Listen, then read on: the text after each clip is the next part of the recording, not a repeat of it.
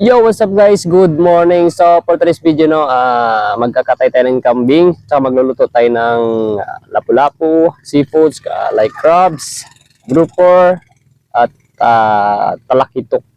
So, bago ang lahat, shout out pala sa 312 Morning Company. Ayan, paki-follow and like naman sa page namin. So, and shout out pala kay Boss Idol. Yan sa taas. Sa atong idol na army.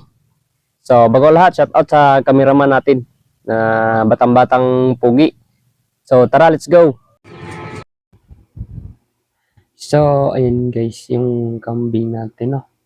So, color black. So, dito pala, piniprepare ni Imam yung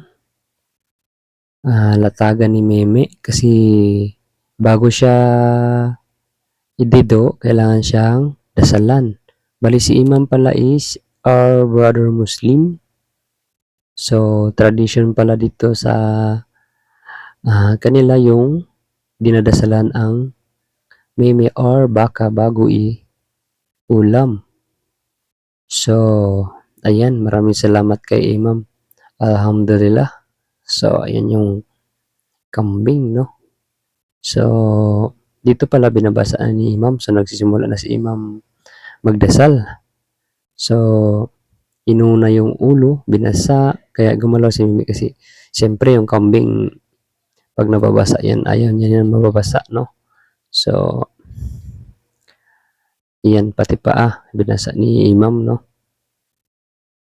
So, ganyan pala yung tradition nila dito, no? Sa part of Muslim area, no? So, yan, tapos na. Sinushortcut lang natin yun kasi bawal naman makikita yung paano siya dinido si Meme, no? So, dito pala, binabasa ko yung kambing bago binublow torch para parang nagpakulo ka lang ng tubig sabay binuhos kasi pag binublow torch, pag kiskis mo mabubunot din yung balahibo pag nababasa siya. So, ayan si Busing nag-ready agad ng Ricardo, no? So, kasi ano siya, mag kaldereta. So, yan pala yung mga Ricardo natin.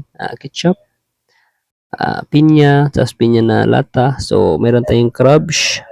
Crabs na siya kay daghan. So, ayan isda. Meron tayong hilawin, talakitok, lapu-lapu, tsaka ito na yung groupers. Ayan. So, napaka-fresh yung mga isda natin dito. So, yan pala yung tropa natin. Bali, excited, no? So, ililinisan na lang yung plato natin. So, dito pala yung, siyempre, secure natin yan, no? Para pag maubos na yung ulam, yan yung, isa sana, kaso marami na. So, ayan, tapos na yung pitik, yung isda, crabs. Yan.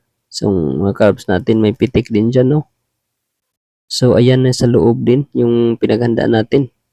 So, ayan, maraming salamat guys. Fresh from the sea.